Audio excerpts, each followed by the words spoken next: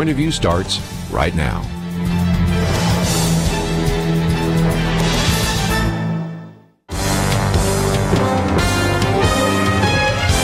Across America, live, this is Point of View.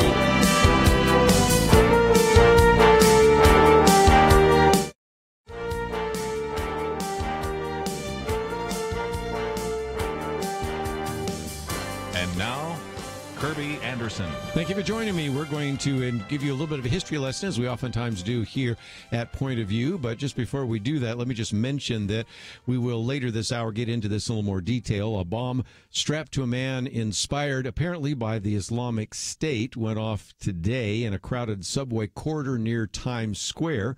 Injured the man, slightly wounding some other individuals. We see the surveillance cameras capturing him walking casually, and the bomb goes off. Now, whether that was accidentally, prematurely, or intentionally, we're not quite sure, although I think we have some idea about that.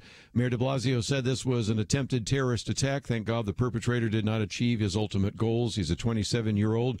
We'll say more about him in just a few minutes, because this is something that we need to focus on, as we do so many times here on Point of View. But we are privileged to have with us today Brian Kilmeade. He's been on the program with us before. Matter of fact, last time he was in studio, I guess I was at a luncheon. I think I was introducing Peggy Noonan, and so I knew I wouldn't get back in time, so I believe that it was Penna Dexter did the interview with him on his book, Thomas Jefferson and the Tripoli Pirates, which is one I really wanted to do an interview with him because I love history. I've written books on Islam, but also his previous book, George Washington's Secret Six, we're going to be talking about for a few minutes. His book, Andrew Jackson and the Miracle of New Orleans. If you're not familiar with him, just turn on Fox and Friends, as well as his syndicated radio program, and we have all sorts of information about him and the book on our website, pointofview.net.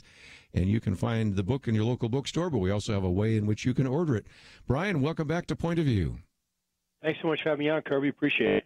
Well, you and Don Geiger have written a number of these, but this one really got my attention because whereas I knew a little bit about George Washington and his spy ring, I knew quite a bit about Thomas Jefferson and the Tripoli Pirates and all those kinds of things. When you come to the War of 1812, we don't know as much. But before we start there, let's start where you start in the book, because in the spring of 1781, a young Andrew Jackson and his brother Robert are there when the Redcoats arrive. And tell us a little bit about that, because that gave him a real understanding for what it would be like to fight the British. Yeah, I mean, to be perfectly honest, the whole family, both mother's and father's side, had hard, long problems with the British, even when they were back in Scotland. So when they got to this country, the dad died tragically unrelated before Andrew, the youngest, was even born.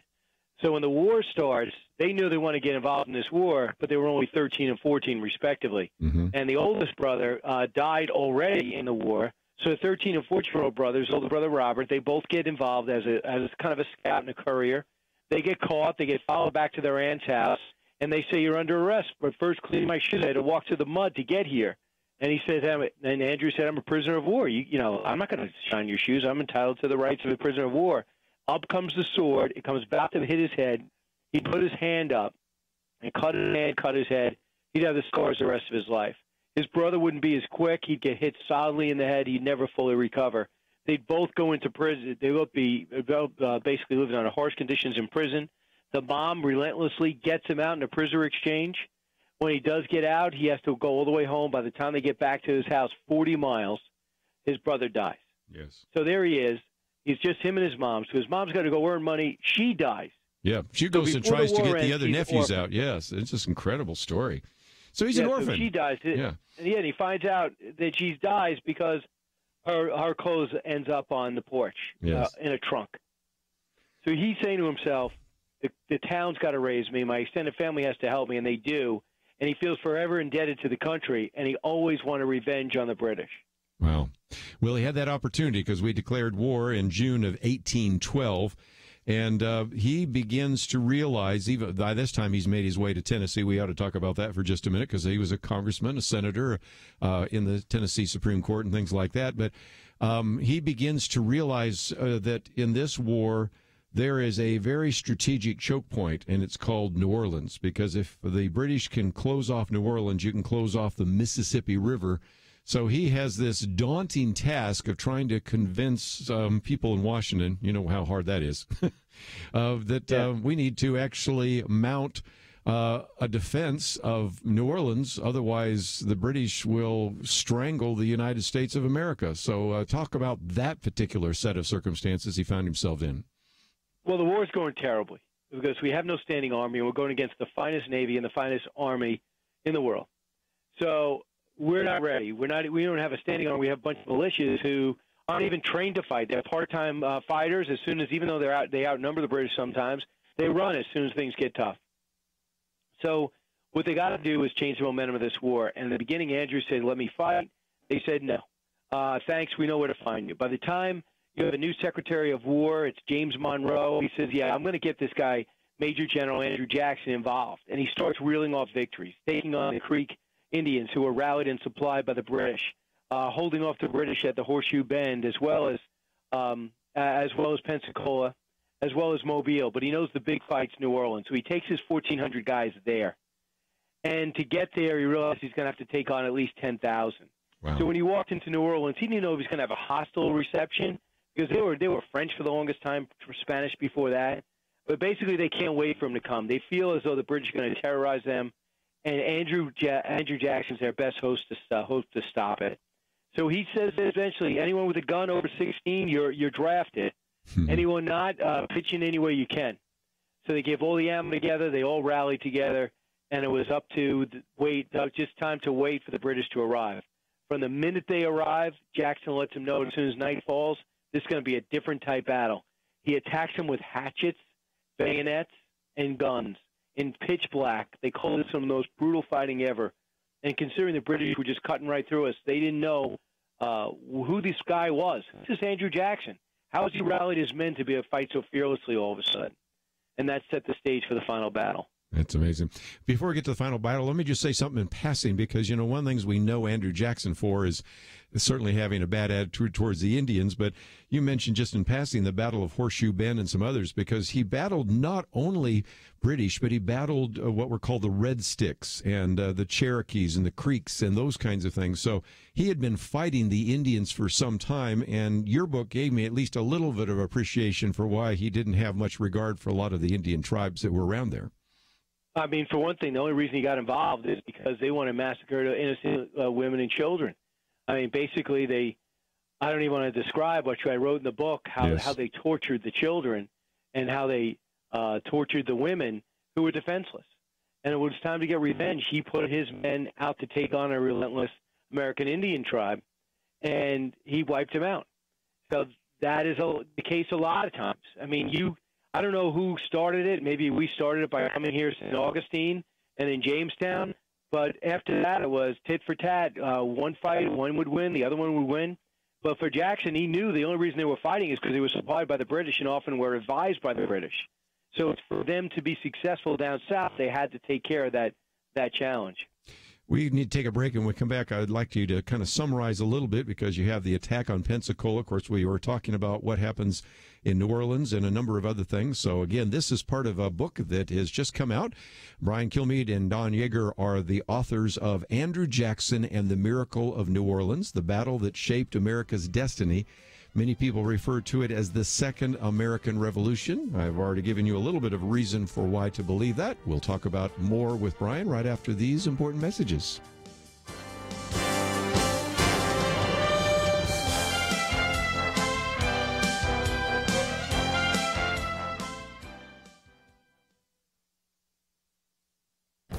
This is Viewpoints with Kerby Anderson.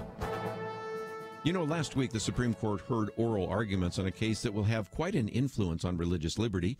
Lawyer David French was in my radio studio the other day and said that he has never seen a case more mischaracterized in my entire legal career. And he's seen a lot of cases, so that was quite a statement. The case involves Christian baker Jack Phillips. When two men visited his Masterpiece Cakes bakery in 2012 and asked for a same-sex wedding cake, he refused. The men filed a complaint with the Colorado Civil Rights Commission and launched a campaign against Phillips. Lower courts ruled that Jack Phillips discriminated against the two men and was ordered to make cakes for homosexuals. The case has been mischaracterized because he does serve homosexual customers and even offered a cake but balked at the message the men wanted to put on the cake. Unfortunately, some commentators have made it seem like Jack Phillips is comparable to Southern segregationists. The Supreme Court decision won't come down until next year, but it will have a far-reaching impact on other cases. The court's decision may also determine the fate of Aaron and Melissa Klein of Sweet Cakes in Oregon and Barronelle Stutzman of Arlene's Flour in Washington, and other such cases. In the Supreme Court decision on same-sex marriage, Justice Kennedy did make room for religious disagreement with same-sex marriage in what some have called the golden paragraph. His opinion seems to provide some assurance to religious groups that the First Amendment gives proper protection to their beliefs. Next year, we'll find out how serious he is and the court is about religious liberty. This cake case out of Colorado will set a precedent that will be quoted many times in the coming years.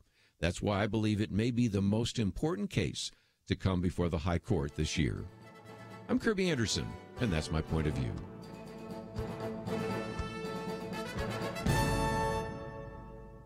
Take Kerby and the Point of View team with you on the go with the Point of View app. Search for Point of View Radio at the Apple or Google Play stores.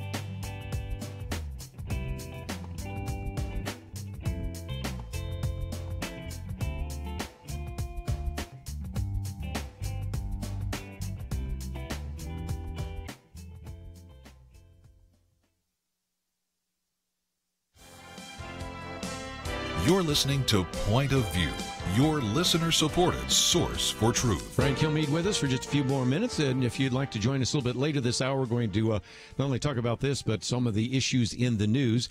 The book is entitled Andrew Jackson and the Miracle of New Orleans. We also have a link to his website and also a way in which, if you can't find this book in your local bookstore, you can order it in hardback or Kindle. And Brian, just before we get to the final battle there in New Orleans, let's talk about something else that you mentioned, and that is the bombardment of the British fleet on Fort McHenry. That's significant, of course, because that's where we get our Star Spangled Banner, our national anthem. And that's just one more illustration of how badly the war was going. Now, in this particular case, even though they had burned the White House and a variety of other public buildings, they were not able to take Fort McHenry. And that, in some respects, was at least a turning point in that particular campaign, wasn't it? 100%. In fact, I thought for a while I was going to do this, my next book, after the Tripoli Pirates, on the Battle of Baltimore. But then I realized the Battle of New Orleans, not only was it important, not only was it a victory, but without it, they would have, even though the Treaty of Ghent was signed ending the war, we didn't know it at the time, they were going to keep New Orleans. And they were just going to get internet. They didn't think that Napoleon had the right to sell it to Jefferson all those years ago. So, and we found that out by going into the British paperwork that is still out there today. So the Battle of Baltimore has changed the whole direction of the war. After they burned Washington to the ground, a lot of people ambivalent about the conflict got off their butts and said, our whole future is at stake. We have a 5'4" president on his horse by himself, and if he was captured and killed, who knows what would happen to our country. Meanwhile, he's got no house. There's no Congress to meet. We have no national newspaper. The National Intelligencer was also burned to the ground. So again, we learned from that. Yes. And it got people involved. Of course, then you eventually have that treaty. Let's go back to New Orleans. You have, first of all, 6 water routes to New Orleans. You had some battles where some of the gunboats got stuck in the mud. So kind of take us through what actually took place both on water and on land. Yeah, I mean, with Baltimore, it changed the direction because we showed we could fight with the British. We also gave away one of our tactics. That's to kill their leaders, kill their officers. That was what really propelled us to great success when the battle actually happened January 8th, 1815. But what you had is a bunch of British with heavy equipment, heavy cannons, and they have to go through swamp. They weren't ready, so they had to put boards down. They had to get wood, used extra guys. They lost a lot of ammo, had to force to leave a lot of their equipment on their ships. So they also landed fortuitously for America in a place that could easily be penned in. But I thought, no problem. We're going to spend the night in New Orleans. We're going to spend Christmas partying on Bourbon Street. In fact, military colleges will tell you if the British just landed and walked to New Orleans that first day, they probably would have got there with a little trouble because we weren't really ready to stop them yet. It was over those 3 weeks when they got settled in, we came up with this killer plan of building a canal and a berm leading the canal that would stop them cold in their tracks. The only thing they would see through that wall, that berm, would be a cannon fire. And they put so much in that. They put doorknobs, anything metal, horseshoes. And by the time this was done, we'd have the battle actually happen. 13 casualties on our side. They had about 400. Yes. They had 2,000 casualties. We had a total of 39. The wind was so devastating, they still teach it in war colleges today. So again, some great diagrams, some maps and things of that nature, some of the routes of the invasion and the success, which of course propelled Andrew Jackson into national prominence. He may have been pretty well known before that, but he was certainly well known after that, of course, becomes our president. And one of the things I appreciate about your book is you take things in history and apply them to us today. And whether it's George Washington and the value of having intelligence reports, or in this case, spy network. In some respects, people said that George Washington was more successful because he had a spy network than even military. Certainly Thomas Jefferson and the Tripoli pirates, we've talked about this in terms of this ongoing battle with Islamic terrorists. Brian, what would you say are some of the lessons maybe we learn out of Andrew Jackson and the miracle of New Orleans that we could apply today in the 21st century? No substitute for toughness. The diversity of that army that Jackson put together is our key. The diversity of us in America is our key. You know, we basically have free men of color, pirates, sharpshooters, regular Marines, all come together for one cause, and that is to take out the British. And they didn't worry about, you know, who gets paid more. They all got paid the same. They didn't worry about who had the better meals. They all got paid. They all ate the same. And what they did is coordinate. And he threatened them, if you guys don't coordinate and consolidate and come together, you know, I will shoot you. So he had this way of leading, which was fear and revere. They were in awe of him. They also feared him, and they also did not want to let him down. So he had this great leadership skill.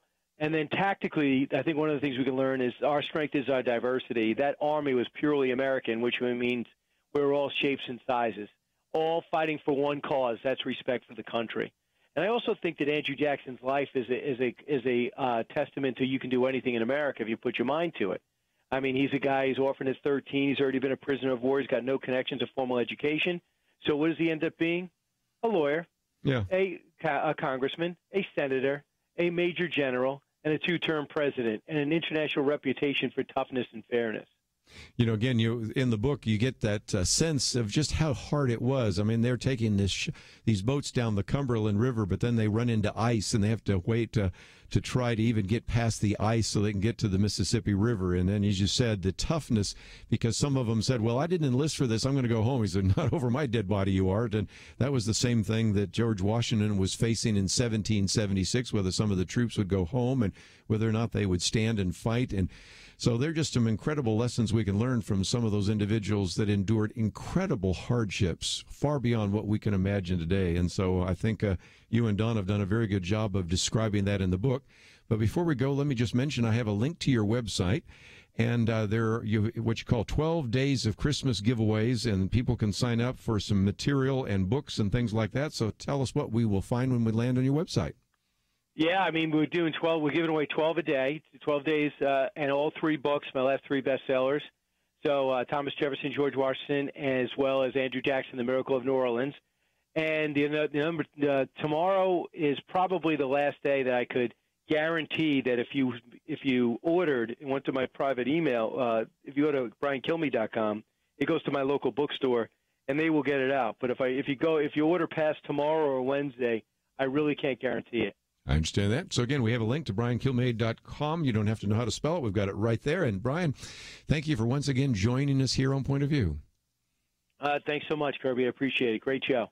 We are going to take a break, and when we come back, we're going to get into some of these issues in the news. So let me just mention those real quickly. First of all, of course, if you had not heard at the beginning of the program, we'll come back and get into a little bit more detail.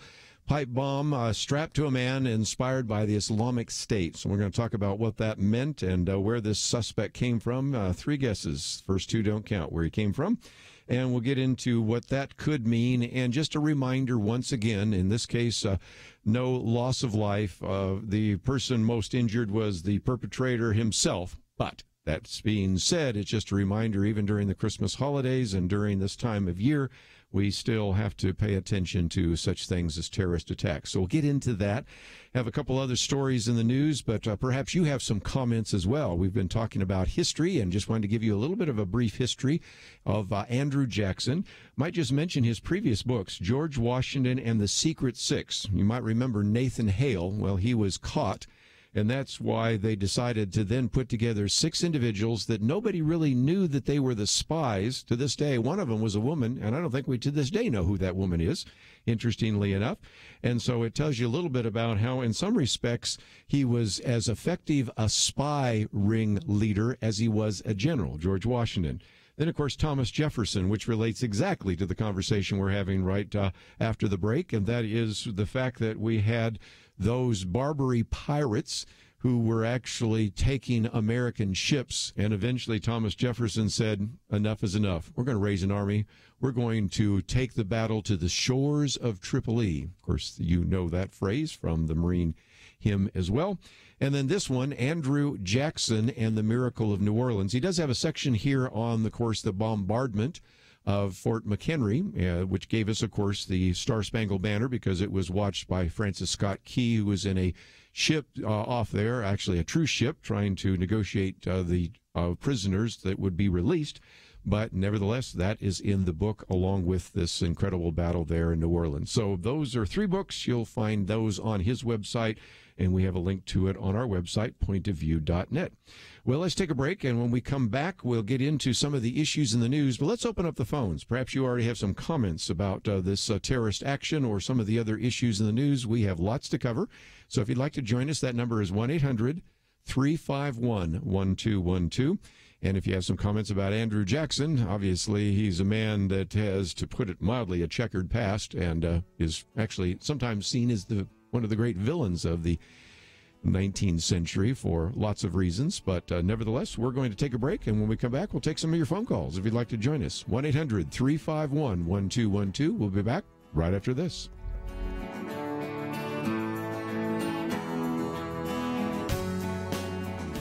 Point of View turned life right side up for Emily's children.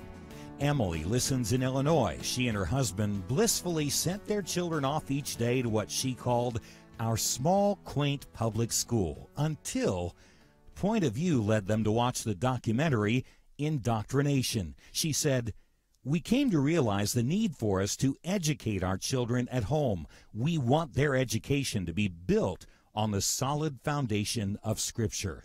Emily said that would not have happened were it not for Point of View's bold consistency of shining light on public education.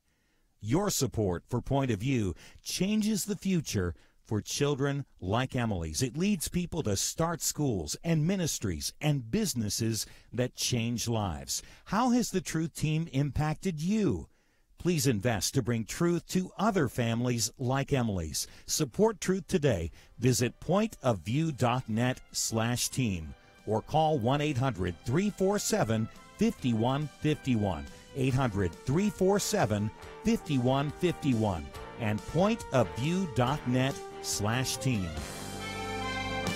Point of View will continue after this.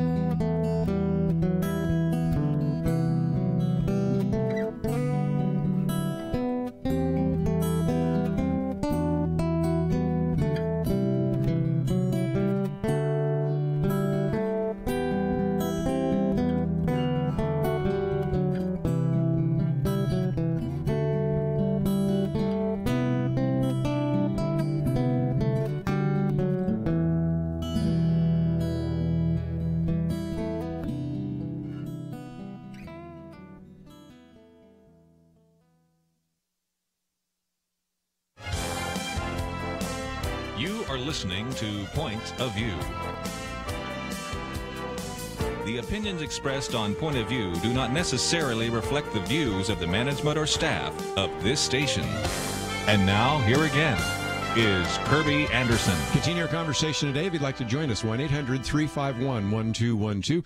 Let me give you a program note that in the second hour today, a friend of mine will be in who is with Aim for Success. We've talked with various people with Aim for Success, and the new leader in that regard will be talking about fostering family connectedness, but also talking about technology, sexting, pornography, and healthy relationships. So I want you to be aware of that, and that'll be a conversation we'll be having in the second hour as well. Let's get back to some of the issues in the news. As I pointed out just a minute ago, a bomb strapped to a man inspired by the Islamic State went off today in a crowded subway corridor near Times Square. It slightly wounded three. The man who's most hurt was the perpetrator himself. And again, as I mentioned, Bill de Blasio, the mayor, said that this was an attempted terrorist attack. A 27-year-old individual treated for various burns to hands and the abdomen. And the law enforcement officials said that he apparently was inspired by the Islamic State group, but apparently it had no direct contact.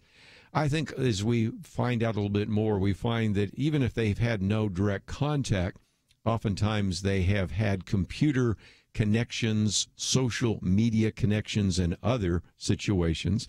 As people sometimes want to say, well, this wasn't really a terrorist. Well, it's not like the Islamic State or Al-Qaeda hand out membership cards. So let's just understand that they are having an influence oftentimes just by using their computers and social media.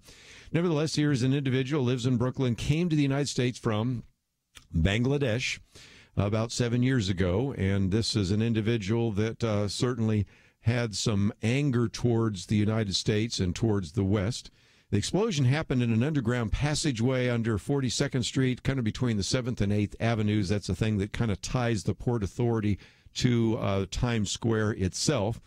But, of course, as you would imagine, once it went off, everything around Times Square was shut down. And what is oftentimes referred to as the crossroads of the world was pretty silent, and all the bustling rush hour just simply ended there.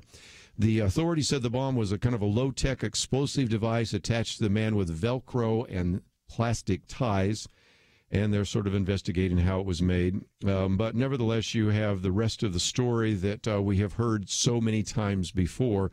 And if you have comments about that, that certainly is one of those issues we want to put on the table for some discussion. So if you'd like to join us, 1-800-351-1212. Let me just mention my commentary today is entitled An Important Court Case. It is something we've been talking about last week, and I thought before we get completely into the Christmas holidays, let's not forget that the oral arguments were heard last Tuesday before the Supreme Court, and this was a particular case involving a baker from Colorado, Jack Phillips. He had two men visit his Masterpiece Cake Shop in 2012, and they wanted a same-sex wedding cake. Now, they were going to get married in Massachusetts. At that time, interesting enough, Colorado did not have same-sex marriage, but they wanted to come back and have a celebration. He offered a cake, but was not going to put the message on it that they wanted, so essentially refused. And so because he balked at that, the Colorado Civil Rights Commission launched a campaign against him, fined him. He eventually had to close down a whole section of his business that was making wedding cakes, which is about 40% of his business. And so as a result, this was a case that came before the Supreme Court. What I wanted to do real quickly, though, is talk about the impact. We've talked in the past about the impact on other cases, because Jack Phillips is a baker in Colorado, but one of the cases that Kelly Shackelford, who was with us on Friday, talked about is the case of Aaron and Melissa Klein, sweet cakes in Oregon. And you understand that the decision that comes down from the court, probably in June, will affect them. It will also affect all sorts of florists. Probably the most prominent case was a woman by the name of Baronelle Stutzman of Arlene's Flowers in Washington. Now, in this particular case, in both of these, all three, I guess I should be honest enough to say, they served homosexuals. So it's not that. Matter of fact, Baronelle Stutzman has people that are homosexual that actually work for her. So the issue is just the issue of the message. And Jack Phillips is not discriminating against them, but the message was the concern. He's never been able to and wanted to and desired to bake a cake with a message that celebrated Halloween. Never really had one that would actually celebrate a divorce. He's never baked a cake that would have, like, for a bachelor's party. So the issue is not the person or their orientation or their ethnic background or anything like that. It has to do with the message. And so certainly that is the case. So we'll see how the ruling comes down. And we heard from Kelly Shackelford on Friday that Justice Kennedy is probably the swing vote, although I think it's disappointing to think that this would be a 5-4 decision. But nevertheless, if it is, he certainly was asking a few tough questions of the lawyer for the Alliance Defending Freedom, but also asked some really tough questions on the other side. But as we got into the conversation, we also mentioned that this could have an impact on more than just a baker, a florist, a photographer, somebody involved in weddings. And that brings me to a piece by Wesley J. Smith, who's been on this program with us before. And he says, forced to bake a cake today, assist suicide tomorrow. And so he takes us through a little bit of the editorial related to Jack Phillips. And then he says, the law today generally protects medical conscience in areas of abortion and assisted suicide, although not pharmacists dispensing contraception. And we've talked about that on this program before. But those protections are under intellectual assault, he says, in bioethics in preparation for eventual attempts to change the law. Many within the medical intelligentsia want to install a patient's rights approach to health care. And under this view, he says, if a procedure is legal and it will fulfill a patient's health or lifestyle desire, the doctor must provide the intervention or find a doctor who will, even when doing so would violate the doctor's religious beliefs and or violate his or her moral conscience. He says if these advocates get their way, such compelled acts could, and already have in few cases, require doctors and nurses to participate in controversial procedures or interventions such as abortion and assisted suicides, prescribe and or dispense contraception, provide assisted reproductive procedures and therapies made from human embryonic or fetal stem cells, perform sex change surgeries, or a variety of other issues. And he said, indeed, none other than bioethicist and Obamacare architect, this is the man that really kind of gave us the Affordable Care Act, Ezekiel Emanuel, opined in the New England Journal of Medicine that doctors who do not wish to perform elective procedures accepted by the medical establishment have two choices. Find an area of medical practice, such as radiology, in which their moral views will not be challenged, or get out of medicine altogether. So he says this case of the cake baking like many Supreme Court cases, will have a huge impact as well beyond the facts at bench. And he says the legal and constitutional principles the decision establishes could one day determine whether pro-life and Hippocratic medical professionals have to choose between their religious and moral beliefs and their professions. It's interesting that he said the same thing that one of the justices said on Tuesday, and that is, well, if you can't bake a cake and put the message the homosexuals want on it, then maybe you just shouldn't be in that profession. And there seems to be a growing sort of intolerance that says, you know what, if indeed you can't bake the cake, take the picture, make the floral arrangement or whatever it might be, or in this case, perform the abortion or assisted suicide, you need to get out of that profession. You can start figuring out what that means. More and more, we're going to have a situation in which we're going to have certain professions where if you're an Orthodox Christian with moral beliefs, you better not go into that profession, because sooner or later, oftentimes sooner because you will be intentionally challenged, you will not be allowed to hold to your religious beliefs. So if you don't think that this case before the Supreme Court is important, recognize that it won't just affect Jack Phillips if it's actually issued broadly. Now, they could narrowly rule on this, but if it's a broad ruling, it could affect not only Jack Phillips, but other bakers like Aaron and Melissa Klein, florists like Baronelle Stutzman, photographers like Elaine Huguenin, innkeepers, and as now Wesley J. Smith points out, could even affect pharmacists, nurses, and doctors. So it's a pretty important case. So today, my commentary is on an important court case. I would encourage you to read it. We have it available on the website, and if you have not signed up to receive my commentaries, the Viewpoints commentaries are available to you, and I would encourage you to sign up. We have a banner to make that possible for you to do so.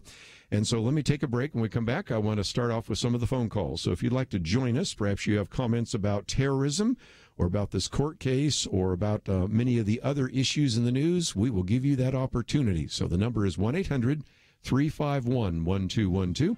We'll take a break, come back and take some of your phone calls right after these important messages.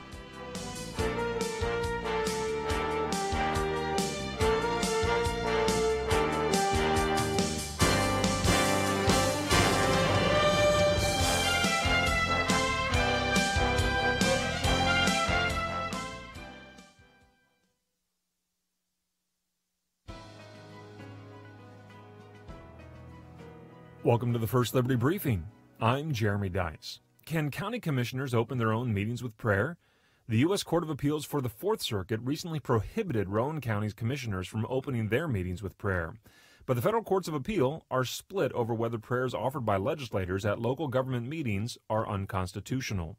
In another one of our cases, Bournemouth versus County of Jackson, the Court of Appeals for the Sixth Circuit approved of the very same practice.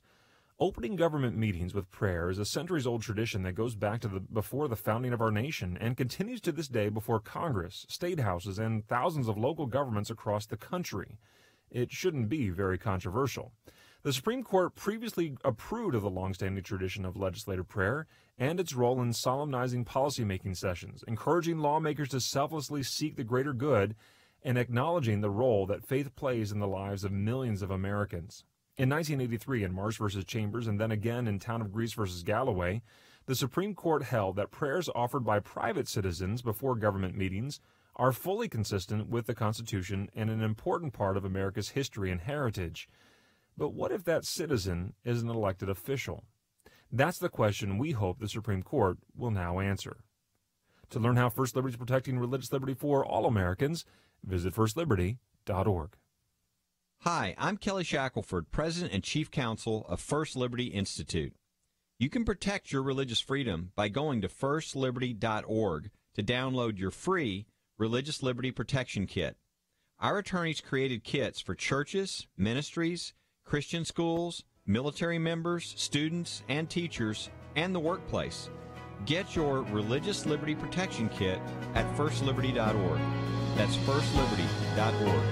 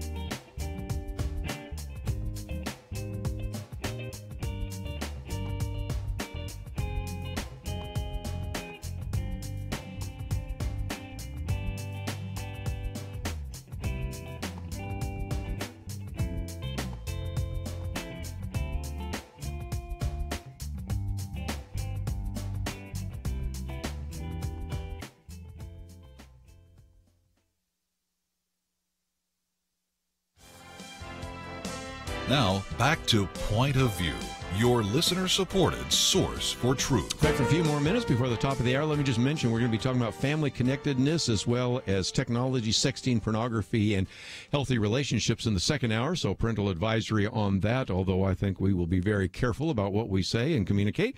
But let me just mention that's coming up as well. Let's go to some phone calls. 1-800-351-1212. We'll head out to California first. Michael, thank you for joining us today. How you doing today? I'd love to hear what you want to add to our conversation. Well, I don't speak about the guy that just tried to blow up something in New York. I was thinking, just like we have law enforcement, it's against the law to be on social media in dealing with any type of child pornography. And it should be against the law to go on the internet and have anything to do with any threat to our country. If they make it a law and they make it monitor people, they won't be able to recruit as people.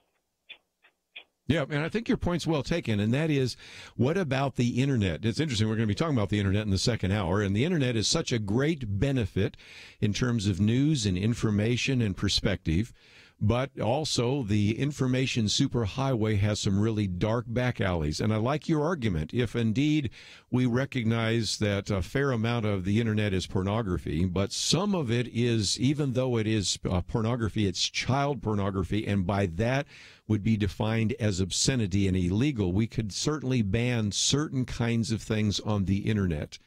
I'm real careful about that, because if you spread that net too far or you widen that kind of attack too far, it could affect people like ourselves. But let's come back to reality, and that is, it seems to me that we can't allow individuals to use the individuals using the Internet or social media to foment a revolution or treason or terrorism or those kinds of things. So I think that has some merit to it. I would want to make sure that it was carefully guarded. But as we've heard from the former FBI director, who, by the way, is known for other things now, James Comey, he used to speak quite a bit about how he was finding examples of the Islamic State in nearly every state. And by the time he spoke to a particular conference of attorneys general about 2 years ago, he said, now we found it in all 50 states. He finally found some in Alaska.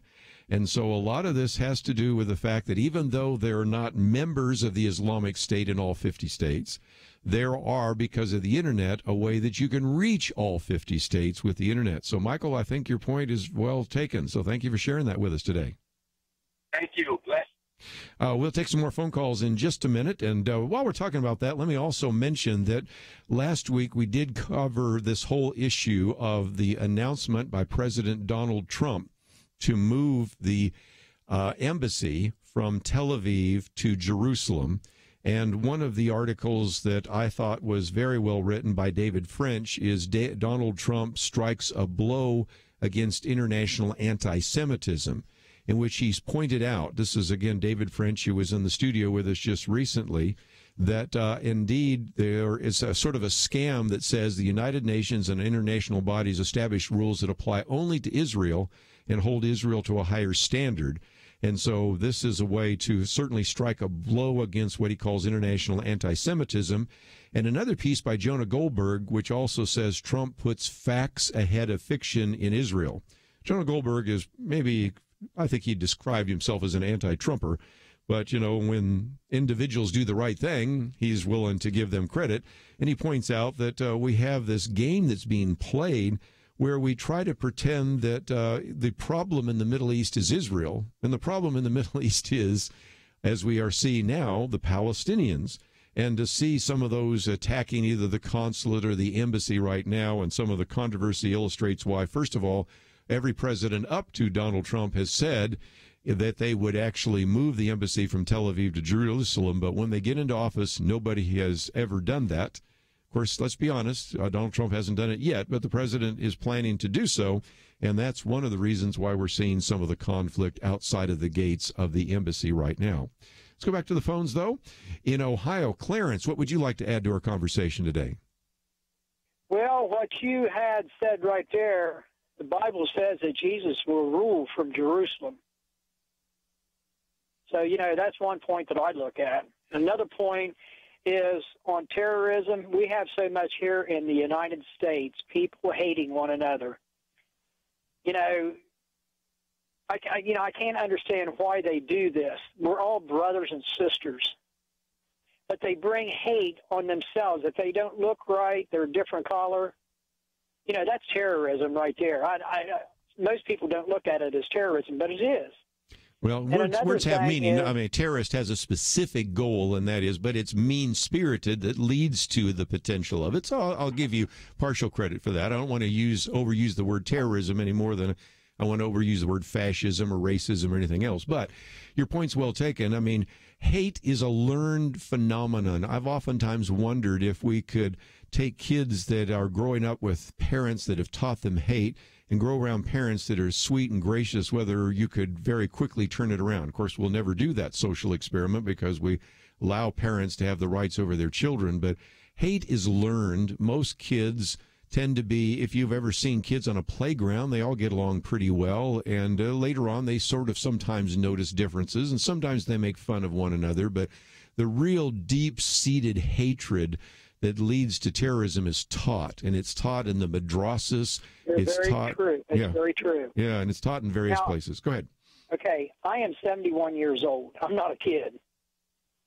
And I've learned, every generation is 20 years. When I grew up, my daddy paddled me. The next generation, the parents wasn't as hard on the kids. The next generation, it was left go. The next generation, and that's where we're at today, that's 40 years is going by. What does parents do? You go ahead, Daddy and Mommy will take care of it. So what's the kids look at? Kid says, I can do whatever I want. Mom and Dad will take care of it for me. And that's the way the government it is. Oh, sure. And I've got one other thing that I want to say is this. That cake that man made out there in Colorado and offered to them people was a very good gesture. But to do what God tells you not to do, and it's in the Word of God, do not go against God. He is the truth. And when you use homosexuals, and I'm not against them, God said, I love you all. We are all made in God's likeness and image. But when you go against God, what happens there? That's an abomination to God. Are we going somewhere? Yeah, sounds like you're heading out the door, so I will do that.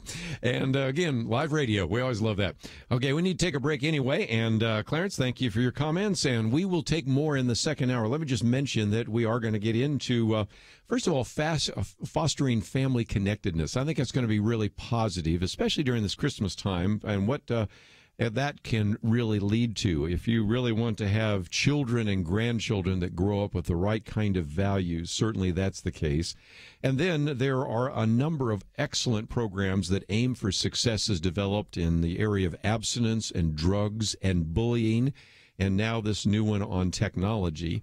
And so we wanted to at least let you know about some of those new programs as well. These might be things you would want to have in your local public school, in your Christian school, or in your church. So we're going to talk about some of these issues in the second hour.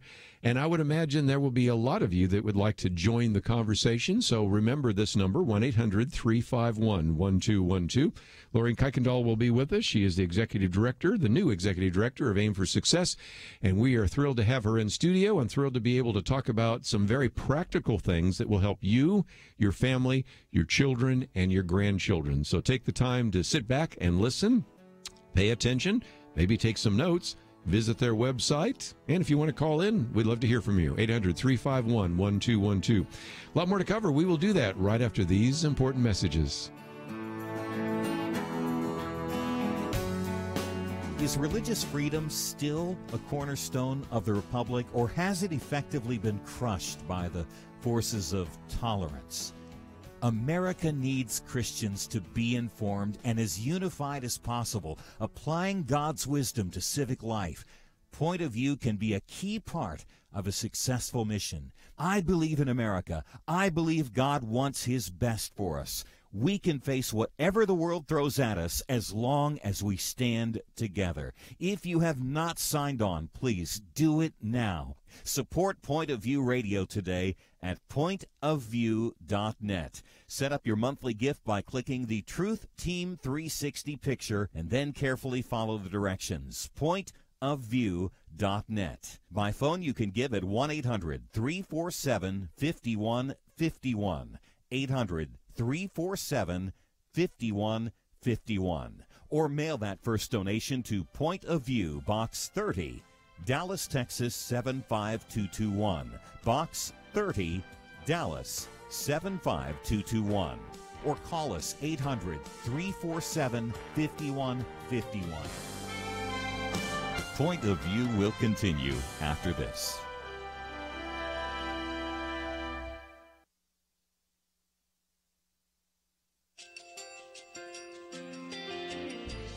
I just want to thank you so much for all the wonderful programming you have. You're just absolutely fantastic. I recently started listening to Point of View, and I really found it interesting because of the different subjects you cover. Thank you for that. I really appreciate everything that you do in keeping us informed. Thank you, Kerby, for everything that you have been doing. I appreciate all the work that you're doing, advocating for the Word of God. Thank you so much.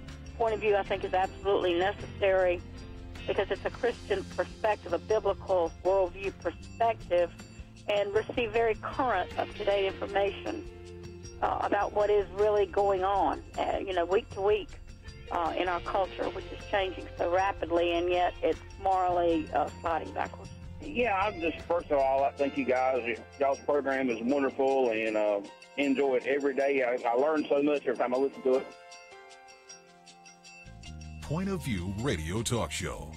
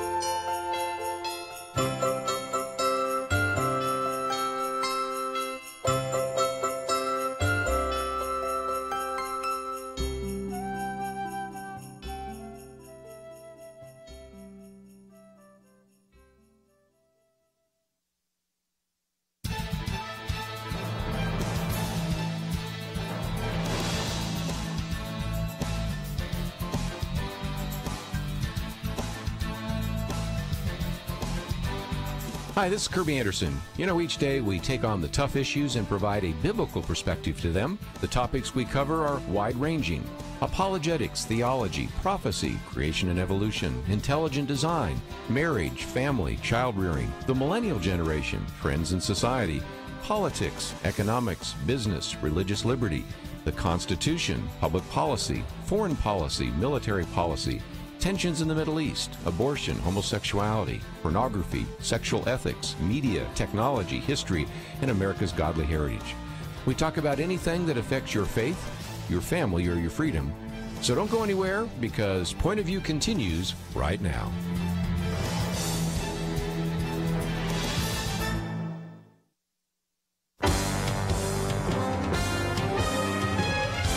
Across America, live. This is Point of View.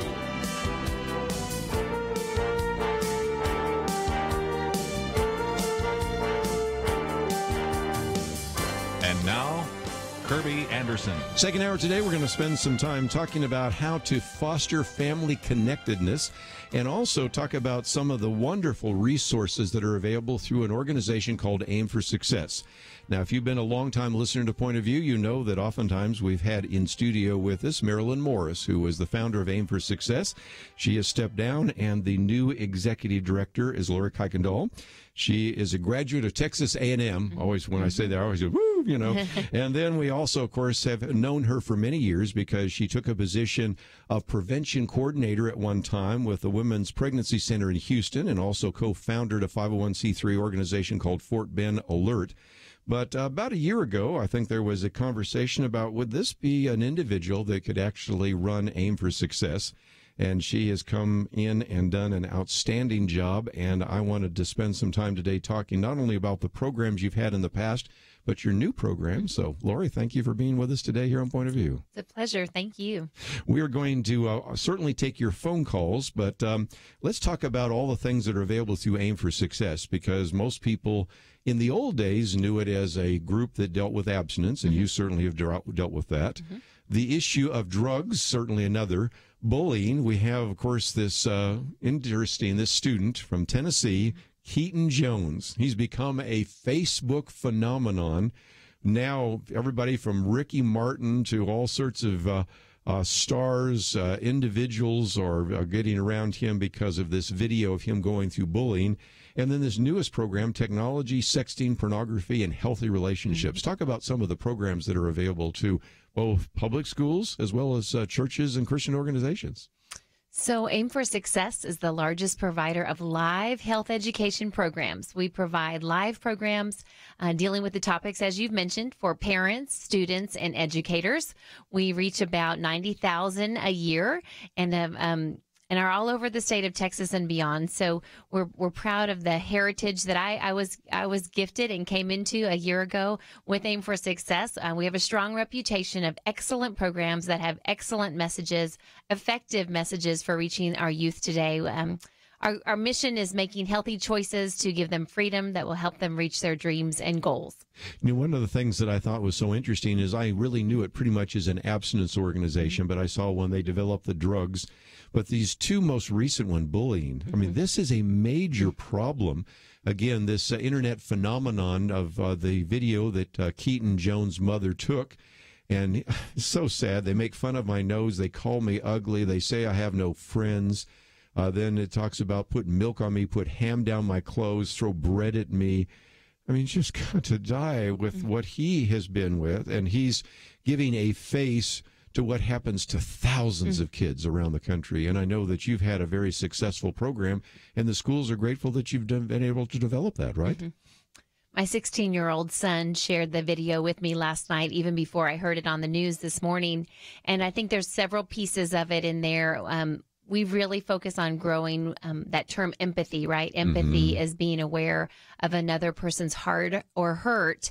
And I think that young man was able to communicate what it feels like on the receiving end. And I appreciated not only his own hurt that he shared, but also he was concerned about the others who were victims of that bullying behavior as well. So I think we have to get out of just thinking about ourselves, right, and really being more aware. That's really what empathy is to us and how we try to communicate it out to students. I might just mention, if you do type in AIM for Success on our search engine or contact us, we do have previous interviews we've done on abstinence, drugs, and bullying, which is why I wanted to focus a little bit later on technology, because that's something on our Wednesday roundtable. We have a millennial roundtable, and I'm the only old person there. Everybody else is a millennial, and they talk about the concerns about technology. But I thought it would be good to start in a positive way, because the November issue of Connections, which is the newsletter of AIM for Success, you talk about fostering family connectedness. And it's interesting, the studies that have been done, because if you connect to your family and if you eat with your kids, it's amazing how you can dramatically lower all the possible social problems that they might fall into. Explain if you might. Well, I think parents often feel overwhelmed at the challenges, the risks that their children face in today's world. And we get sort of caught up in having all the right answers and the right words to say it at the right time. And I think that's a valid concern. And yet, at the other hand, research has continued to show through the years the strength of the family, the power of a parent, that when that child feels connected to their parent, the research is specific on that, actually. It's not just parents feel connected, it's that the child feels that connection, that sense of safety and support with their parents, that a number of risk-taking behaviors decrease. So these students who feel loved and cherished, supported, and connected within their family unit, then at school and out in the big scary world are less likely to drink and do drugs and ride without a seatbelt and cheat and skip school and all of those risk behaviors that are kind of grouped together. These are kids who are more likely to make healthy decisions. And it's interesting, these studies come from the CDC, the Centers for Disease Control of all places. Not that I disagree with the studies that they've done, but oftentimes you think that that would come from the American Association of Pediatrics or come from a Christian group. But what they really understand is that, again, parents are important. Even when you don't think you're making a difference in your child or your grandchild, you really are. And I remember a study that was done a number of years ago. They put it on television where they ask the parents, do your kids really care what you believe on this issue? And most of the parents go, no, they probably don't. You know, they hardly even sound like they're listening to me. And then they go to the kids and they say, do you care what your parents think about this? And they go, yeah, I really want to know what they happen to think about this. So we see this interesting dichotomy between the two. And this idea of family connectedness is really important so that we can begin to be the kind of parents that God has called us to be. There was research that just recently came out of the National Campaign to Prevent Teen and Unplanned Pregnancy. They changed their name. It's a lot longer than it used to be. But their campaign continued to show the research that parents are the strongest. They asked kids who most influences your decisions about sex. And both kids from ages 12 to 16 said parents, and then they did it again, 16 to 19, still ahead of friends and media. So parents really have more power, I think, than they realize. I think it's kind of that message of they're listening, even if they don't act like they're listening. They want that boundary. They want that direction, even if they don't act like it. And again, sometimes it's more caught than taught. Sometimes just the fact that my father pays attention to me says that I'm valuable. And when my father doesn't pay attention to me, I'm looking for some other man to pay attention to me so that I can see that I'm valuable. Let's take a break. We have a lot more to cover in terms of family connectedness, but I thought we would also spend a little bit of time talking about this newest program that deals with sexting and pornography and healthy relationships. It's all under the category of technology. It is an important issue that we need to understand in terms of healthy relationships and what we need to do. So, again, I wanted you to be aware of all the resources that are available. If you click on the picture next to Lori, it will take you down to Aim for Success. And so if this is something that you would want to have in your Christian school, in your public school, in your church, there are different programs given different kind of venues. I would encourage you to go to aimforsuccess.org. We have a link there, and we'll come back with Lori and continue our conversation right after these messages.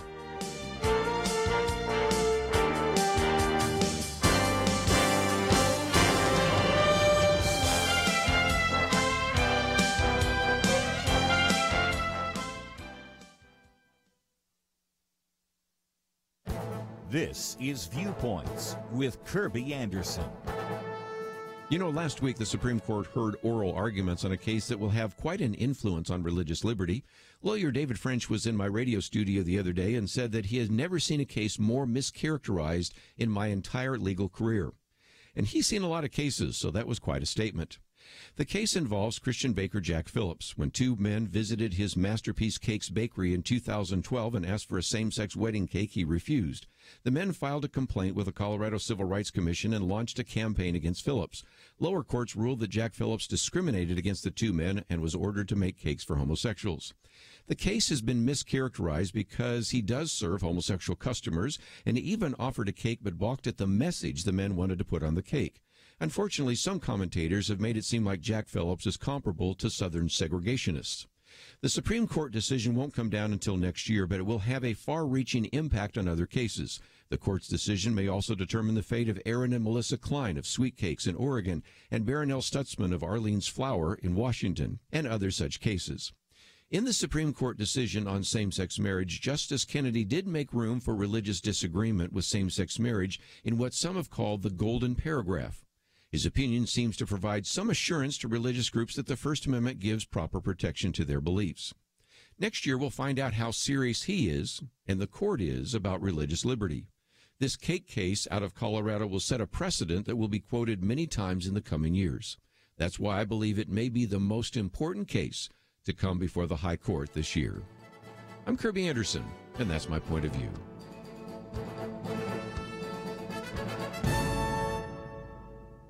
Take Kerby and the Point of View team with you on the go with the Point of View app. Search for Point of View Radio at the Apple or Google Play stores.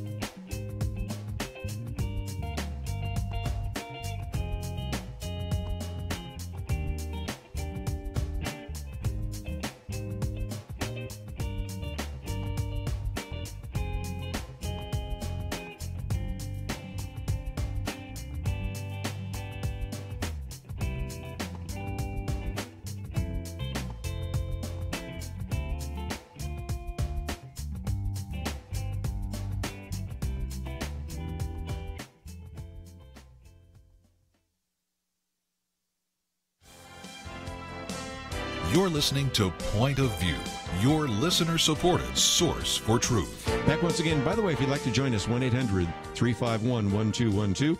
Lori Kuykendall is with us, and she is the Executive Director of Aim for Success. We're talking for a few more minutes about fostering family connectedness. You have some other research that was done here as well, because it is, I think, helpful to understand that we need to provide levels of supervision and love, also memories and things like that. But talk for just a minute about some of the research, because we mentioned two different studies that tell us, and one of the things I always say, Lori, is we sometimes spend millions and millions of dollars having the federal government do studies to tell us what smart moms already knew in the first place, right? I appreciate that. Absolutely. Yes, I think one of the pieces of research that I like talked about parent-child interactions that are affecting their child's behavior over and above socioeconomic and demographic factors, right? So it doesn't matter so much income, doesn't matter so much family structure, it doesn't matter the level of education of the parent. What makes the difference in the healthy development of children is high parental warmth and supportiveness. So that sense of connection may look different family to family, but it's the sense that the child knows they have the warmth and supportiveness of the parent. Their parent is present, providing, as you mentioned, levels of supervision and monitoring. They're the parent that's driving the carpool, which often takes time and money and energy that parents don't always have. But it is time and money and energy well worth it in terms of the long-term gain for the health of your child. You know, in the Deuteronomy, it talks about, teach them on your way. And in that day, it was when you're on a walk. But today, it's when you're in carpool. And you know as well as I do, Lori, having kids as your own and having raised them now to an older age, that the most important teaching times really happen spontaneously, don't they? They're not the ones where we sit down, okay, now we're going to have a family devotional, and everybody just, rolls their eyes. But it's when they're asking a question they just saw on television, somebody just said something to them at school, and being there, being present is enough sometimes to really begin to direct them away from negative behaviors that they would regret later on in life.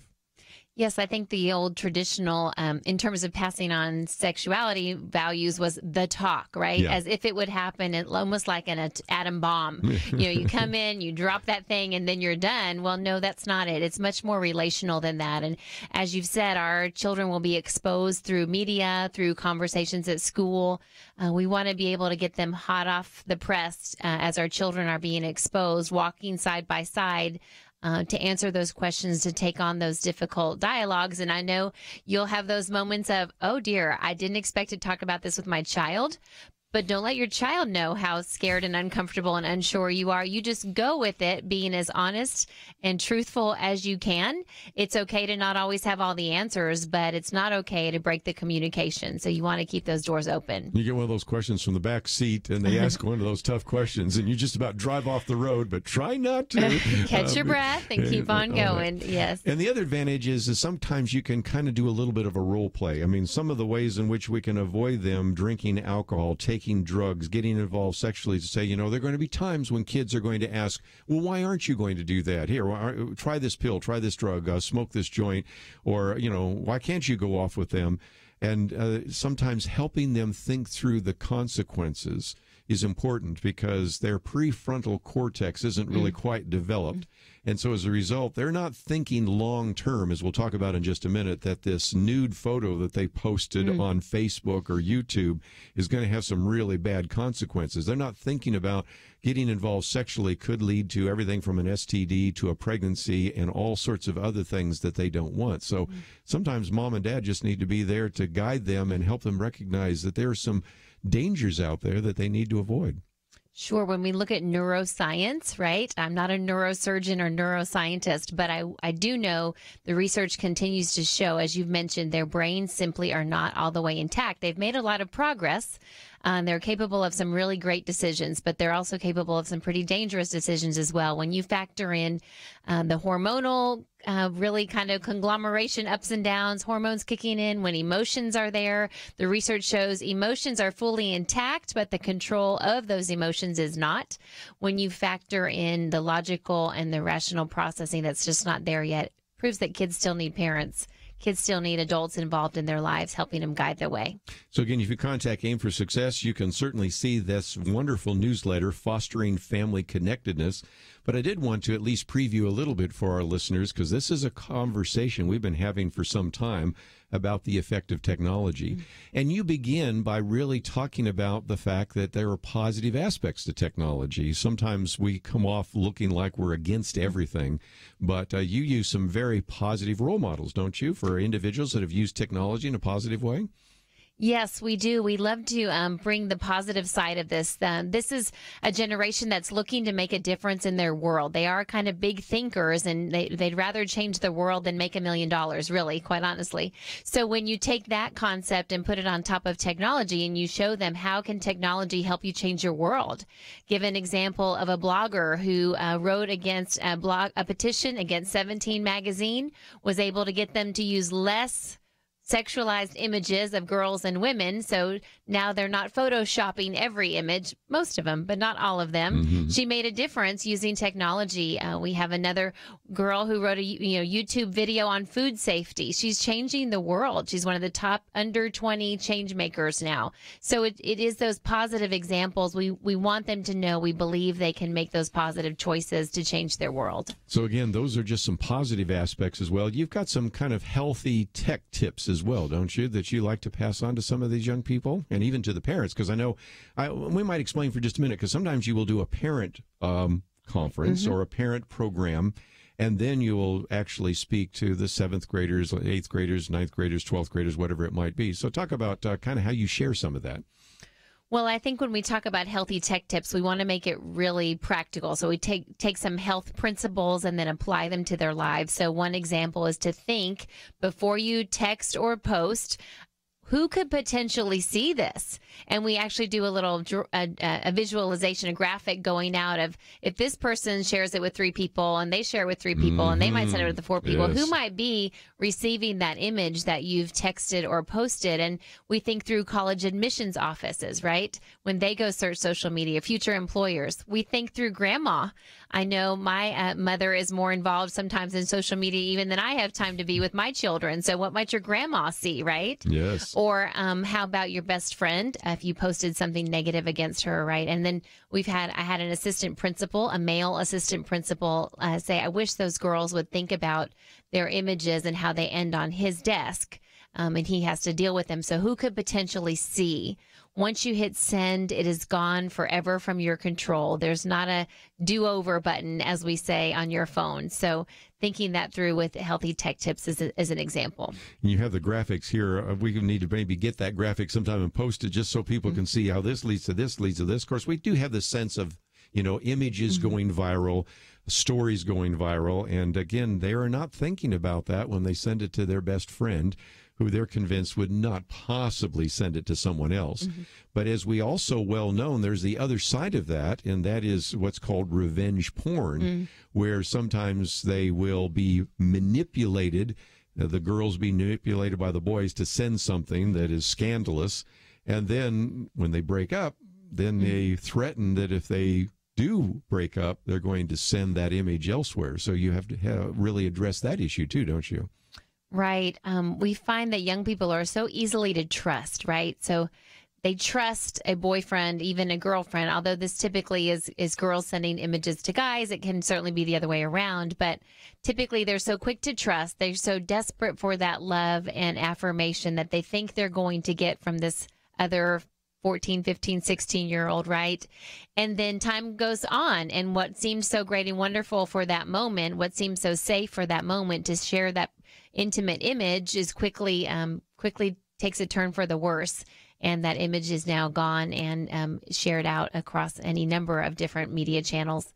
It can be really hard. So again, we are talking about one of the newer programs, technology, sexting, pornography, and healthy relationships. We need to take a break. If you'd like to join us, 1-800-351-1212. We'll get back into that and also talk about some of the lies of pornography and some of the brain studies, because one of the individuals on your board is an individual that's written about this before, Dr. McElhaney, who we've had on the program in the past. And so we'll talk about the impact that this is having, and it's not positive. So we will once again revisit this issue and encourage you to find out a little bit more for Aim for Success. When we come back, we're going to talk about what's on the website first and how you can be involved with them. And they certainly would appreciate your ability to open some doors and to support their ministry. So let's talk about that when we come back. But if you'd like to join us, also, let me open up the phones. You probably have some comments already about healthy family relationships, about texting, sexting, pornography, as well as the whole aspect of how technology has sort of dominated this generation. So we're going to talk about that, and we'll take your phone calls, 1-800-351-1212. We'll be back right after these important messages.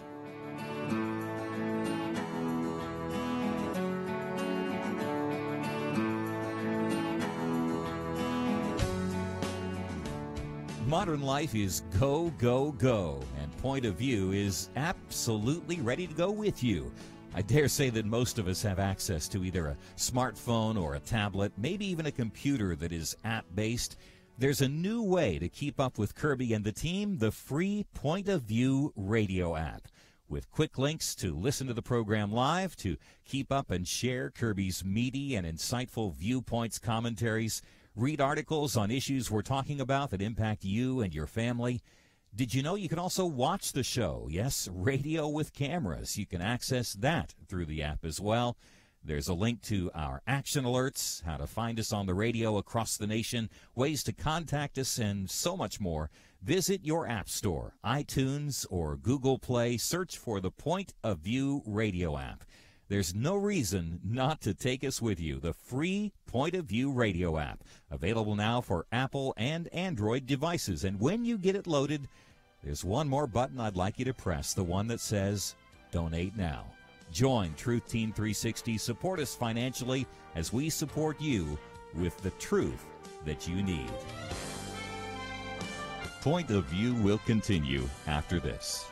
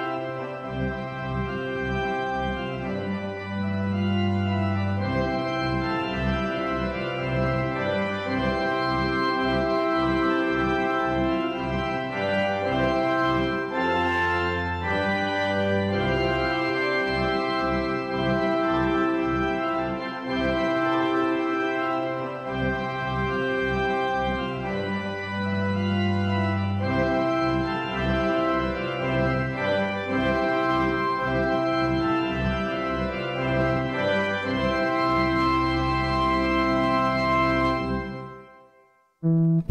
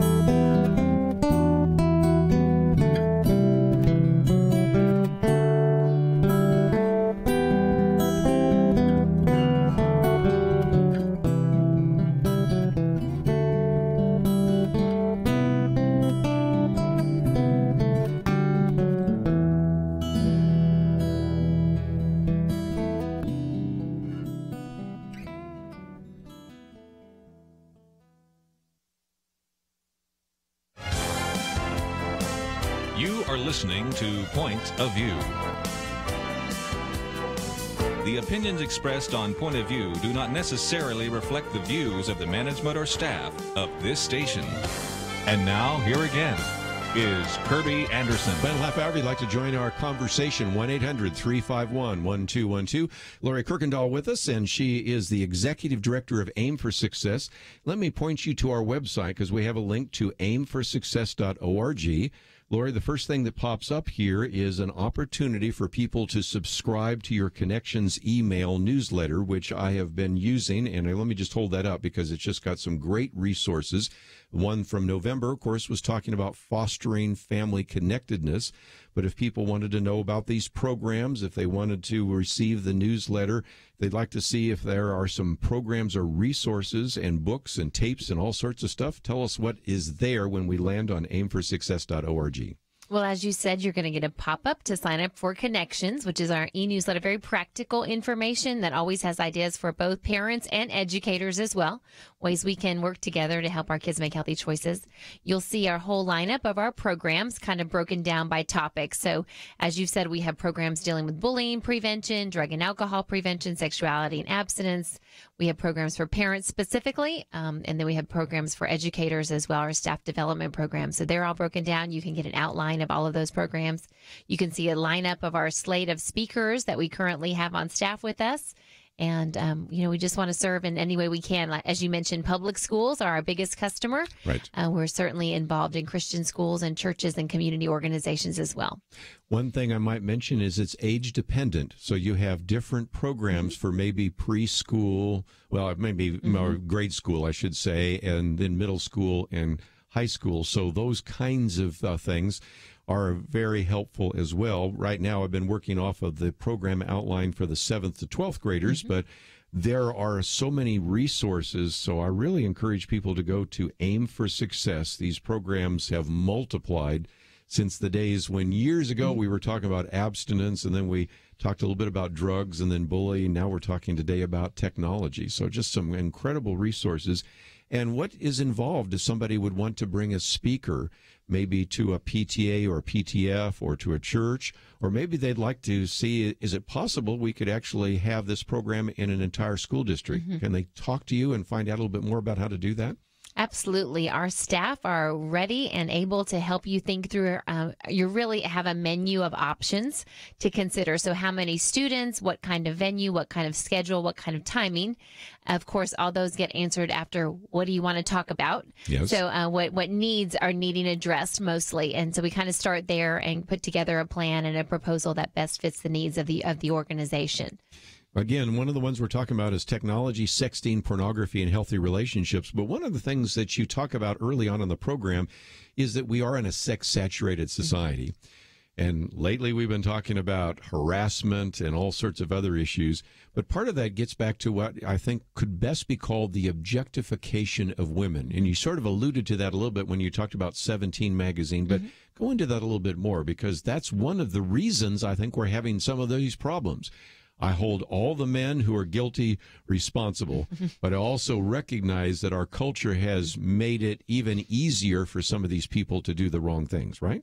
Sure. We look at the change culturally, the shift over the last 50, 60 years coming through the sexual revolution all the way now up to 2017. We do have that sex-saturated society. Sexual messages, sexual pressure are everywhere.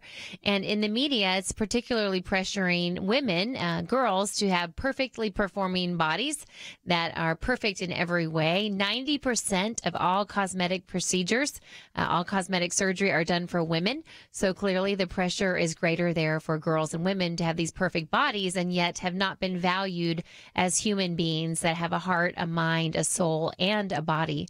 And that's really pressure for both guys and girls to understand and think through that their value is not defined by their physical body. So much of our physical body is not really in our control anyway. So let's be accepting. And I think about even the young man on the video. He referenced some things in his body that he had no control of, that he was made fun of. Yet it isn't his body that makes him him. It is his heart, his mind, his soul, and his body. And so some of those value pieces that are not there in the media today. You know, one of the other aspects of pressuring gets into sexting. And Dr. Ken Wilgus, who's been on this program with us and is on your board, talks about the running into these and counseling with these girls who sent these images, and he always asked, did you really want to do that? And no, they were pressured by the boys, and also pressured by the culture. So in some respects, you're giving some of these girls that are hearing these programs freedom to actually be who they are, to accept who they are, and not be pressured by a boy to show one of these body parts that these boys just sort of pressure them into sending, because, as you point out, once you send it, it goes everywhere, doesn't it? Well, and really that's part of the key with healthy relationships, and helping them understand that someone who's pressuring you to do something that you don't want to do doesn't really care about you. It's not really love at all. In fact, it's quite something different, right? It's pressure and selfishness and some of those things. So defining freedom and trust and respect as ingredients for healthy relationships, not even just ingredients, but necessities, really defining for them, this is not the way you should be treated. You are a person who deserves to be respected. And so that kind of starts against some of that pressure, I hope. You know, one of the great challenges today is that it's hard to control the technology. Not so long ago, because I've been doing this broadcast for a while, when we first had computers out there and we had concern about pornography on the computers, it was real easy. I'd say make sure that your family computer is in the family room or in the kitchen, so they can't go and find something, or even if they accidentally do, you can fix it real quickly. But, and we also said, make sure they don't have a television in the room. So, because we've all walked into the family room and the TV's on, you've got something on the image that could turn you into a pillar of salt. We all been down that road. We understand that. But now young people are carrying around in their pockets these individual devices, smartphones in particular, tablets and things like that. They're able to access with a mouse click or just even a finger swipe, something that is going to be devastating to them later on. And so this is making it much more difficult as a parent, isn't it? It is. And I think our goal is to reach parents at an earlier and earlier age of younger and younger children, because some of those early technology habits start from the time that phone is first entrusted to the child, which we hope to delay even. There's a new campaign called Wait Until 8th, and it's a whole thing to wait till 8th grade to even issue a smartphone, right? There you go. So there's some morality already in place, and a little bit more of that brain development. But the idea then is that parents understand that phone has the power of the computer. That's one part of the program, is helping them think through. They can do everything on that smartphone. So it's not just keeping the computer downstairs, it's keeping the phones downstairs as well. And of course, there are a number of parental controls available on your phone and through your cell phone provider. But most of the experts on this topic say by 13 years old, if kids want to get around all of that, they can. Yeah. So we kind of come back to thinking through the idea of training the heart, right, and training the mind, and through the connection, building the trust in the choices that the kids are making from day one.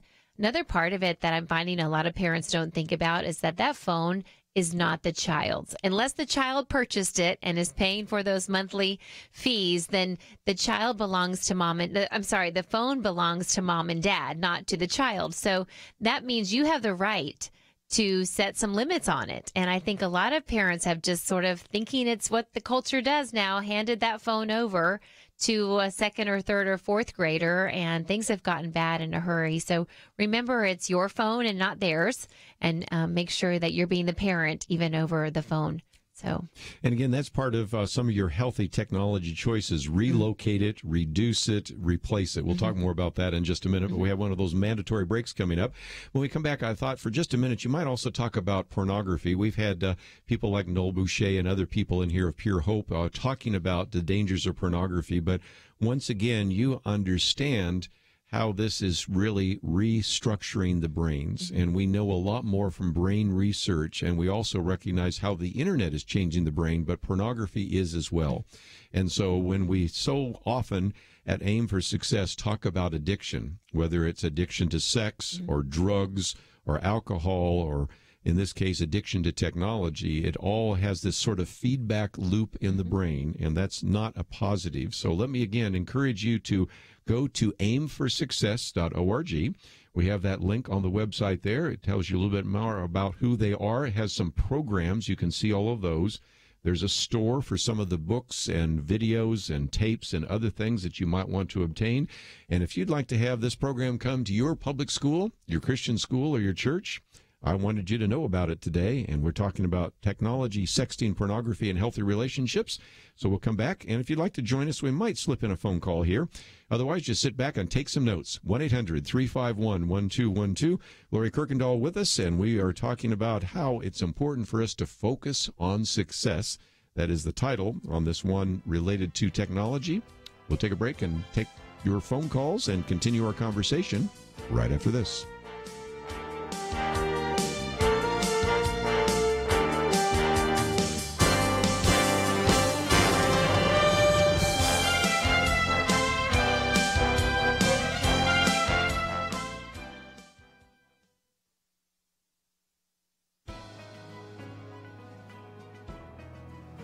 Welcome to the First Liberty Briefing. I'm Jeremy Dice. Can county commissioners open their own meetings with prayer? The U.S. Court of Appeals for the Fourth Circuit recently prohibited Rowan County's commissioners from opening their meetings with prayer. But the federal courts of appeal are split over whether prayers offered by legislators at local government meetings are unconstitutional. In another one of our cases, Bournemouth versus County of Jackson, the Court of Appeals for the Sixth Circuit approved of the very same practice. Opening government meetings with prayer is a centuries-old tradition that goes back to before the founding of our nation and continues to this day before Congress, state houses, and thousands of local governments across the country. It shouldn't be very controversial. The Supreme Court previously approved of the long-standing tradition of legislative prayer and its role in solemnizing policymaking sessions, encouraging lawmakers to selflessly seek the greater good, and acknowledging the role that faith plays in the lives of millions of Americans. In 1983 in Marsh v. Chambers, and then again in Town of Greece v. Galloway, the Supreme Court held that prayers offered by private citizens before government meetings are fully consistent with the Constitution and an important part of America's history and heritage. But what if that citizen is an elected official? That's the question we hope the Supreme Court will now answer. To learn how First Liberty is protecting religious liberty for all Americans, visit firstliberty.org. Hi, I'm Kelly Shackelford, President and Chief Counsel of First Liberty Institute. You can protect your religious freedom by going to firstliberty.org to download your free Religious Liberty Protection Kit. Our attorneys created kits for churches, ministries, Christian schools, military members, students, and teachers, and the workplace. Get your Religious Liberty Protection Kit at firstliberty.org. That's firstliberty.org.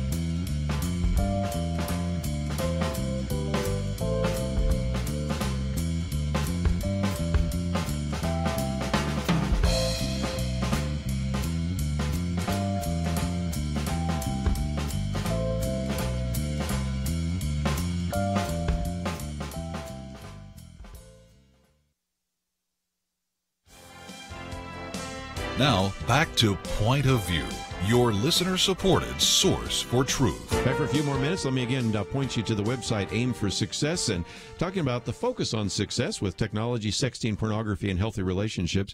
What would you say, Lori, about pornography for just a minute? Because I know that there are a high percentage of individuals, even those who listen to this program, who regularly go to pornography. And we have the statistics the other day that Nick Pitts cited of the number of hours individuals spend looking at this. And so then you have people saying, well, it's not having any impact on my life. That's one of those lies of pornography, isn't it? Mm-hmm. With pornography, we think about brain changes and body changes. So brain changes are going to be that addiction cycle you were referencing earlier, to where our brains really, the chemicals in the brain become dependent upon that stimulus, that flood of stimulation coming in, whether, as you've said, with pornography, drugs, and alcohol, it's all the same of the addiction cycle. It truly, the visual stimulus that happens with pornography can make those brain changes come in place as well. So the brain thinks normal is that high level of stimulation, and the brain thinks what would otherwise have been normal feels really bad. Right. And you have to continually seek out more of that stimulus. So that's kind of the brain change piece. And then really body changes kind of come into place with pornography. Male bodies do not respond in their normal, natural way after a while of exposure to pornography. So that's been an issue we've had to go talk about, even with 7th through 12th graders, because we want them to be aware of those risks. That's, I guess, any guy's worst nightmare, right? Would be that what they thought was just for fun and games can really alter their lives. And when you look at the emotional impact and the rise of depression and anxiety, really that whole self-focused nature that pornography is. It happens in a secret, secluded place, just you and that plastic screen and the countless unending images of lies that come through pornography. Wow. You know, one of the other things that you did in the presentation, which really struck me, is how because of this, sometimes we will take the fake over the real. Mm-hmm. And you had illustrations of where they will redraw fake, for example, butterflies, mm-hmm. and the butterflies will then go to the fake ones rather than the real ones. And, of course, a lot of pornography, of course, is fake. Mm-hmm. And that's another aspect that you, after a while, just aren't even living in a real world. Mm-hmm. And the dissatisfaction, the disappointment, and the dysfunction, if I can use 3 Ds, are all part of that as well, isn't it? Mm-hmm. More than half of families are saying pornography has somehow had a negative impact on their family home, whether that's through parents or children. It raises the marital infidelity rate 300%. And I think it's that idea of self-focus instead of truly relating and giving and serving and loving others. And I think it's the idea of expectations that the lies of pornography change. What about pornography and human trafficking? Mm-hmm. Again, we've talked about that with Noel Boucher, but you raised that issue mm-hmm. there as well, because in some respects, this is why former Congresswoman Linda Smith and others said, you know, we need to go upstream a little bit. Mm-hmm. We're dealing with the trafficking issue. We need to go upstream mm-hmm. and recognize that in some respects, things like pornography are creating that demand. So what have you found there? Well, it's easy to help young people make that connection if you bring it to light, to say, okay, look, so we know human trafficking and sex trafficking is a problem. It's a form of modern day slavery. And yet the connection is there because as the demand for pornography grows, as more pornography is needed, more girls and women are needed to produce the pornography.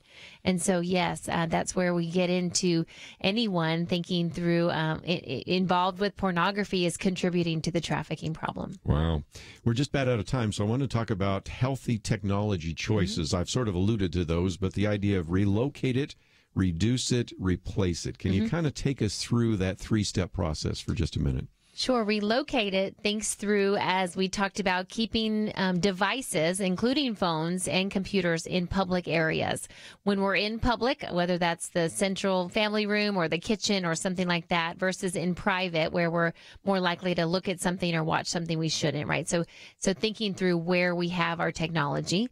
And then to reduce it, I know most of your audience is adults, so we all could stand to use technology less, and thinking through key times to reduce technology, for example, at the dinner table. And again, here's a chance for parents to parent, right? And say, let's not bring the phones to the table. And honestly, when I'm out with the students, I tell them, hey, you might need to take the lead here.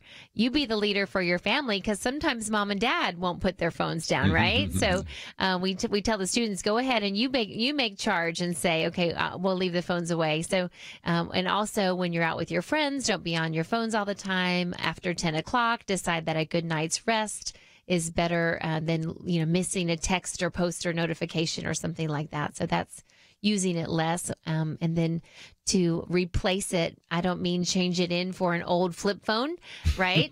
I do mean thinking through ways to spend our time. When you graph out your day, how many hours are spent in front of a plastic screen?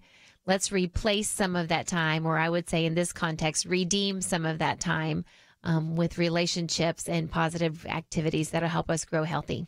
Again, Lori, let's, if we can, talk about what's available on the website, aimforsuccess.org, especially under the programs, because people can find out about a program. They can book a program.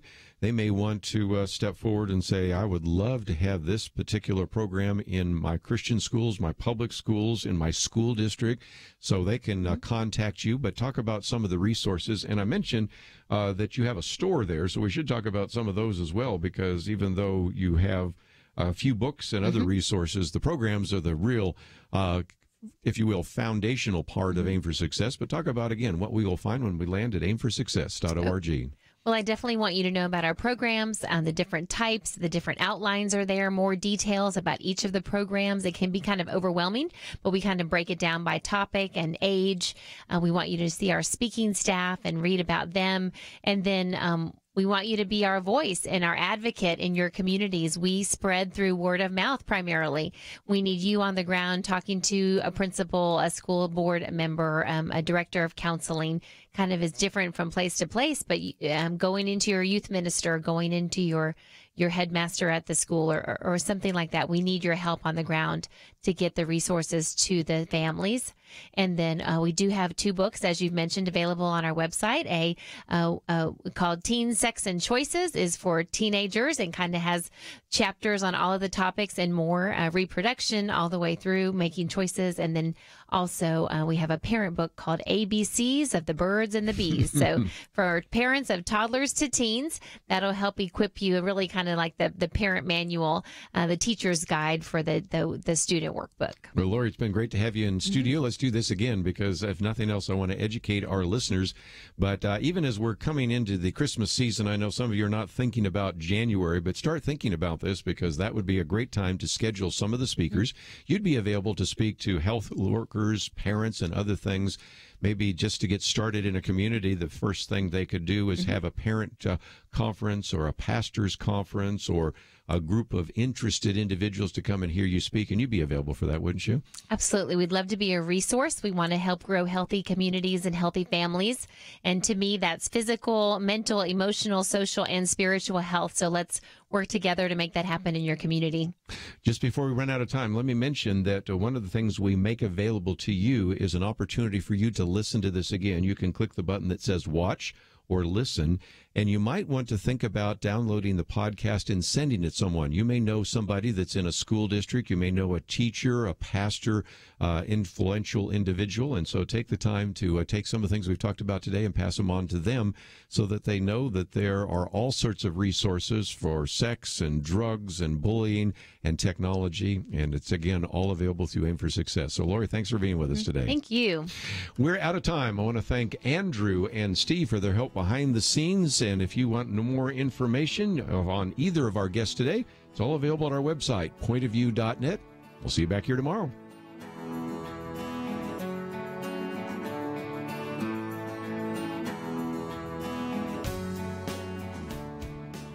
When I heard Point of View explain about secular humanism, it drove us to really begin a school. More than 30 years ago, Rodney Hare heard about a pressing need for the children of his community, and he took action, starting Liberty Christian School, that today provides excellence in academics and spiritual life to nearly 1,300 students and their families. Rodney knows without Point of View, that legacy would not exist. Without those of us that are able to really help substantially in giving sacrificially, Point of View will never be as strong as it could be. We cannot let anything happen to Point of View Radio. Giving sacrificially means something different to each of us, but each of us can do something. Discover what you can do at pointofview.net/team or call 1-800-347-5151. Please don't put it off. Take that step now and join the Truth Team. 800-347-5151 and pointofview.net/team. Point of View is produced by Point of View Ministries.